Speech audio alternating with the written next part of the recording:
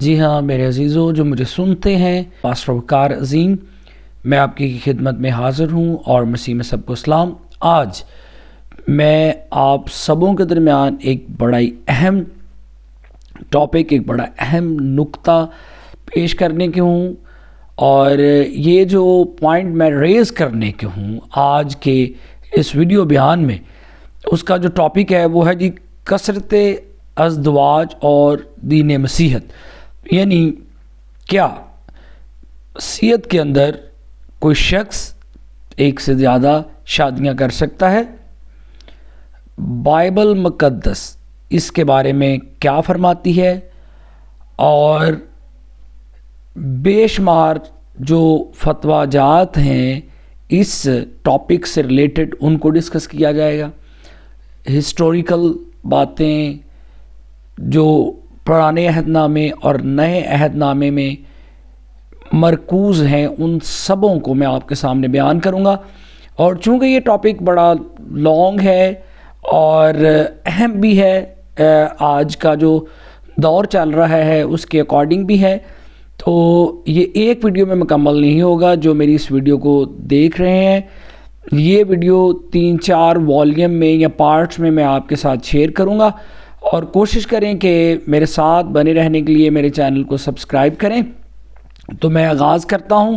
میں نے بھی بتایا کہ ٹاپک کا جو نام ہے وہ ہے کثرت ازدواج اور دین مسیحت، اور کوشش کریں جن لوگوں نے میرے چینل کو سبسکرائب نہیں کیا وہ میرے چینل کو ضرور سبسکرائب کریں، اور تمام ویڈیو اس سے پہلے بھی شیئر ہیں چینل کے اوپر، ان سب کو دیکھیں اور برکت کو ریسیو کریں۔ ابتدائی بزرگان میں سے ایک سے زیادہ بیویاں رکھنے کا عام دستور تھا، یعنی کہ اگر ہم پرانے عہد نامے کا مطالعہ کرتے ہیں تو وہاں پر ہمیں دیکھتے ہیں، پڑھتے بھی ہیں کہ مختلف جو انبیاء اکرام تھے ان کی ایک سے زیادہ بیویاں تھیں۔ مثلا بزرگ ابراہم، بزرگ یعقوب، بزرگ جدعون اور بزرگ الکانا، بزرگ داؤد، بزرگ سلیمان، ان سب کی ایک سے زیادہ بیویاں تھیں۔ اب بنی اسرائیل میں کثرت ازدواج کا یہ سلسلہ بابل کی جلا وطنی کے زمانے تک جاری رہا، لیکن جلا وطنی کے بعد یہ رسم مکمل طور پر ختم ہو گئی۔ یعنی ایک سے زیادہ بیویاں رکھنے کا جو سلسلہ تھا وہ جلا وطنی تک چلا، اس کے بعد ختم۔ اب پھر آگے کیا ہوا وہ ساری باتیں ہم سیکھیں گے۔ عہد عتیق کے اختتام میں خدا نے دوسری شادی پر مکمل طور پر کیا کر دی؟ پابندی عائد کر دی۔ اب میں آگے جا کے حوالہ جات بھی بیان کروں گا اور اس کی ریزنز کو بھی بیان کروں گا، اور ابھی ہم دیکھیں گے بائبل مقدس میں سے ملاکی 2:15 آیت میں لکھا ہے، کیا اس نے ایک ہی کو پیدا نہیں کیا باوجود کہ اس کے پاس اور ارواح موجود تھیں؟ پھر کیوں ایک ہی کو پیدا کیا؟ اس لیے کہ خدا ترس نسل پیدا ہو۔ یہ مین ریزن، یہ مین نقطہ ہمیں ملتا ہے کہ جو اس کے اوپر ریسٹرکشن لگائی گئی اکارڈنگ ٹو بائبل وہ یہ تھی کہ خدا چاہتا تھا کہ خدا ترس نسل پیدا ہو، اس لیے جو ایک سے زیادہ شادیاں تھیں اس کے اوپر کیا کر دی گئی؟ پابندی لگا دی، اور یہ بائبل مقدس بیان کر رہی ہے۔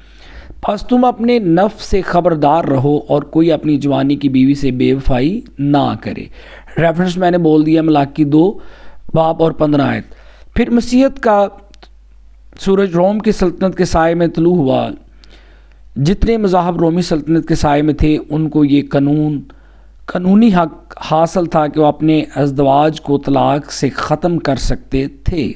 یعنی جب وہ روم میں تھے اور رومی سلطنت میں تھے مسیحی لوگ، کہ وہ اپنے ازدواج یعنی کہ اگر وہ سیپریٹ ہونا چاہتے ہیں بیوی سے تو وہ کیا کر سکتے تھے؟ طلاق دے سکتے، کیونکہ ان کی نظر میں مطلب اس کی ریزن کیا تھی، وہ کیوں ختم کر دیتے تھے؟ ان کو یہ تھا کہ یہ ایک ایگریمنٹ ہے، اور یہ ایگریمنٹ جب چاہیں اس کو کیا کیا جا سکتا ہے؟ بریک کیا جا سکتا ہے۔ اور یہاں پر میں آپ کو بتاتا چلوں کہ ان کی نظر میں، کیونکہ ان کی نظر میں شادی ایک معاہدہ ہے جو کبھی بھی طلاق کی صورت میں منسوخ کیا جا سکتا ہے، یعنی طلاق کے سلسلے کو ختم کر دیتی ہے۔ رومی حکومت طلاق یافتہ شخص کے اخراجات برداشت کیا کرتی تھی، اور رومی حکومت وہ شخص جو طلاق یافتہ ہوتا تھا اس کو کیا کرتی تھی کہ سہولیات پرووائڈ کرتی تھی، اس کے اخراجات کو بیئر کرتی تھی۔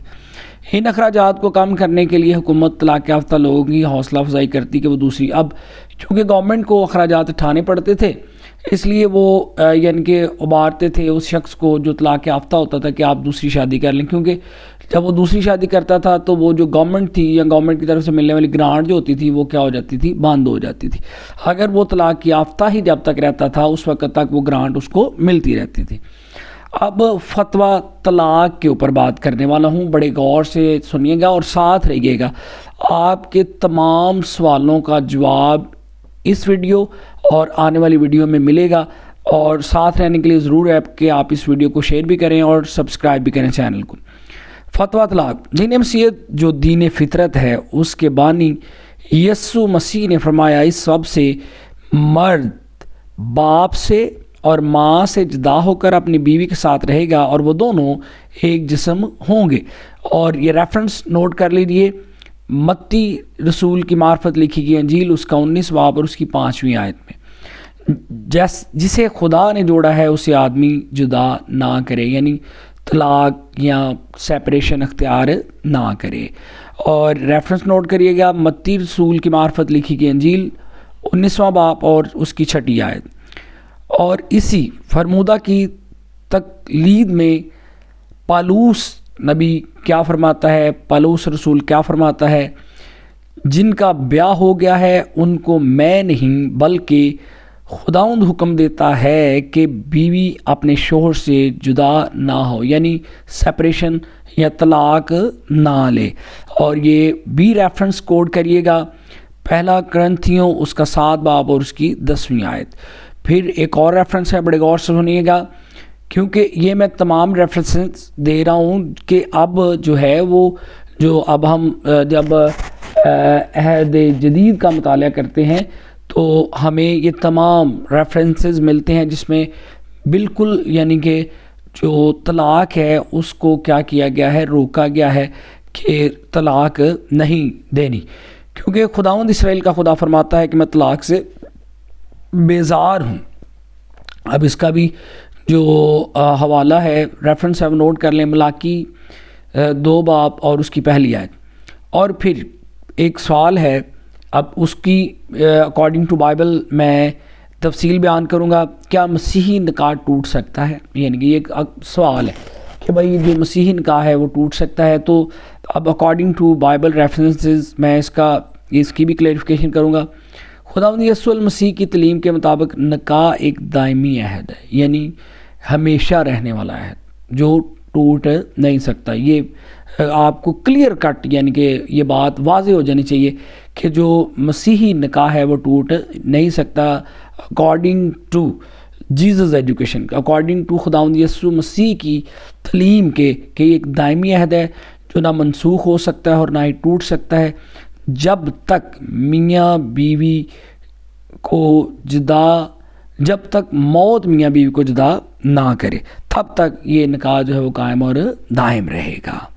ابھی آپ کے سامنے جو میں نے حوالہ جات رکھے، جو ریفرنسز رکھے، وہ آج کی ویڈیو تک محدود رہیں گے، اور باقی ہم آئندہ اگلی ویڈیو میں آپ کو بتاتا چلوں کہ میں کون سی باتیں بیان کروں گا۔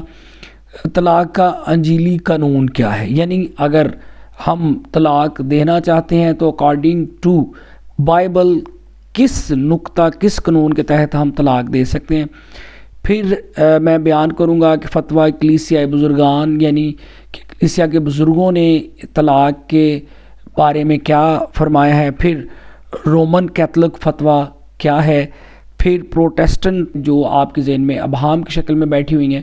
میں کوشش کروں گا کہ آنے والی ویڈیو میں میں آپ کو ان تمام باتوں کی کلیریفیکیشن کروں جو طلاق کے حوالے سے ہمیں ایک مسیحی ہونے کے ناطے جاننے کی ضرورت ہے۔ خداوند آپ کے ساتھ ہو۔